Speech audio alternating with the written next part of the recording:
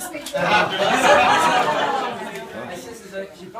She'll probably put me in the spotlight, and I better say it. Anyway, first of all, I would like to. I won't keep this too long because the Brennan speeches are renowned for going on a bit, and some people have to do toilet stops and so on.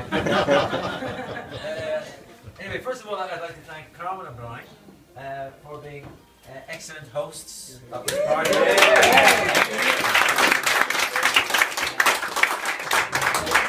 They are renowned for their generosity and for their great parties and so on. So thank you very much. They're not just hosting the party; they're actually hosting me and the children as well. So I'd like to thank you for putting us up for 2 weeks, and I'd also like to say thank you for putting up with us for about 2 weeks as well, because you'll get tired of us, trust me. Yes, we've had some great parties in Carmen and Brian's house over the years. My mother's 70th birthday is one that comes to mind, and that was great, so they're very kind. And I'm very also delighted that they kindly agreed to overlook that they don't accept Australian dollars as well. Who says we can take credit cards? I'd also like to say a special note to my 3 brothers, Noel, Alan and John. I can't see where Noel is at the moment. Oh, I'm here. Oh, he's here. Where he is. Yeah, and their respective wives, Orla, Jer and Rachel.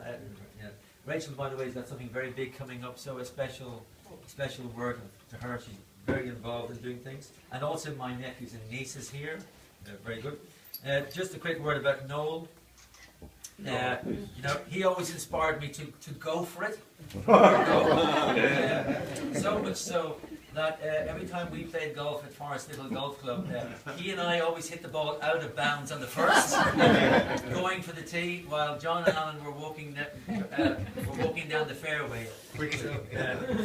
Quicker. So Noel and I were always kind of heading off in the wrong direction. Alan always taught me about security, I have to say. He taught me never to leave anything in my room without a padlock on it. I'm not sure what John taught me actually. How did the dodge work?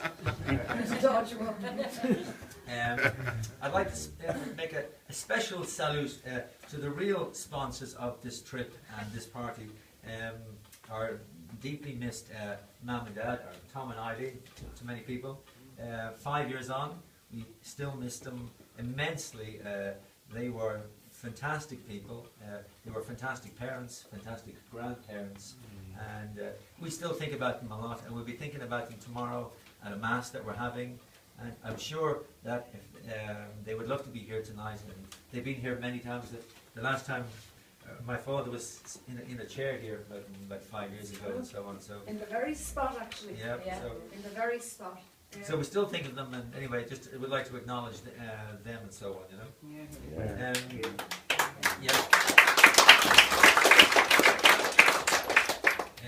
So it was and I'd say it was that who inspired me as to why I should be a doctor, and it was always Mum who inspired me on how to be a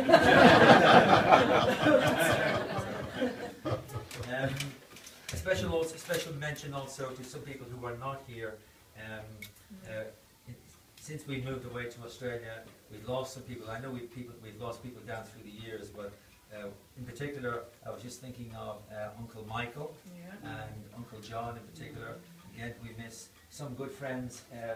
I've lost parents in recent years. I'm talking about Peter and Peter and Brendan here as well. So just thinking about them and to all other people who are not here, it's always nice to say a word to them as well, A quick mention for certain guests. Some people have come from afar, and by that I mean beyond the Liffey, sometimes even beyond the Pale. Thank you for coming. Some people have come from very afar. I'm thinking of, well, we have Reeve here somewhere. He's travelled all the way. He's travelled all the way to South Africa. He's got to know all the locals in Howth tonight for half an hour, including my golf partner every Wednesday. Imagine that. And we have Liz and Marcus that come from England, so nice.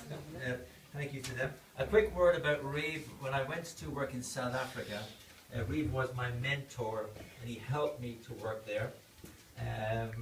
And you know, because it was a very difficult, challenging time when I worked there 20 years ago. Although I have to say, he got me into trouble on 1 or 2 occasions. There was one ward round. I'll just tell you about it quickly. You know, I was very new and didn't quite know all my stuff. You know. Anyway, and I was documenting all these things, and we had this fairly abrasive consultant, Roger, whom we will know, and I kept diagnosing all these people with big livers, you know. It's all in the notes. And every time I did it, and the patient didn't have a big liver, well, the consultant would just tear into me. And he'd say, "Why are you feeling this liver when there's no liver there?" And I could go, "Oh my God," you know. And anyway, and then all the way, I noticed from the back corner of my eye that Reeve had snuck off. And when we went to the next patient, again, there was another liver documented as being diagnosed. At this point, the consultant practically tore shreds into me. At which point, Reeve then had to own up that actually he had gone ahead and drawn up another liver that hadn't existed. But on the same ward round, I'm very quickly tell you about this consultant was quite infamous. We had one patient that we came across who had emphysema, and when the consultant saw this patient with emphysema, he was furious. I've never seen a doctor so indignant in my life. He tore shreds into blood. "How dare you smoke? This is terrible. You're wasting all the resources of this hospital, coming in here to this hospital, taking up all our medicines and so on. We should kick you out," and so on. And this went on for about 5 minutes. And I thought, my God, the poor old bloke, you know, he's come in here, he's got a bit of emphysema, and this consultant is eating the head off him. So anyway, we went on to the next few patients, and the next thing is we're coming to the end of the ward round. I noticed that the patient that we had just left had got out of his bed and had wandered off into the corridor. And I went, "Oh yeah, where's he gone to?" And then I see, we're just finishing up with the last patient, and I see he's in the corridor and he's having a cigarette. And I said to myself, "Oh God," I said, "now there's going to be bloodshed." And so we finished up the ward round. Roger then comes out. He says, "Where to next?" And I said, "We're going to go down to the next corridor. We've got to go down to the next floor." And he said, "I'm hoping that I can kind of shield them from the patient." And it doesn't work. And the next thing, he catches the eye of the patient. And I went, "Oh my God, this is worse." So what does he do? Sure enough, he went over to the patient, and he put his hand in his pocket. He took out 20 major, put one in his mouth, and he said, "Have you got a light?"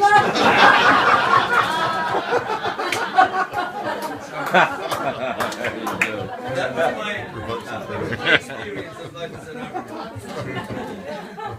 I'd also like to pay a special mention to Bertie, who always inspired me to work harder.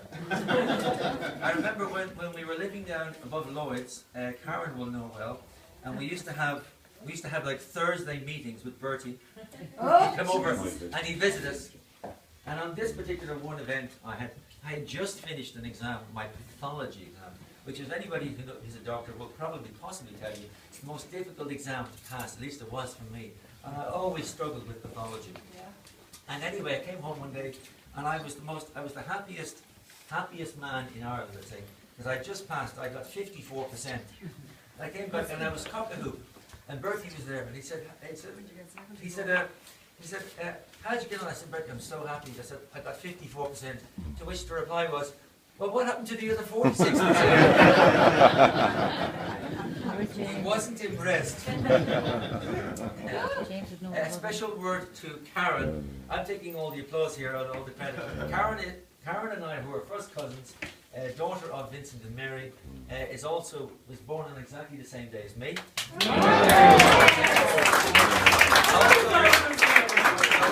I was born earlier, actually. Well, for 46 years, she rubbed it in my nose that she was 9 hours older. But I've now reminded that Australia's 10 hours ahead of me. So I'm getting in there. Also, a special word in particular to Vincent and Mary, who've always been extremely kind to me on my birthday as well. So thank you so much. And what else can I say? Oh, finally, last but not least, next page. So that's why.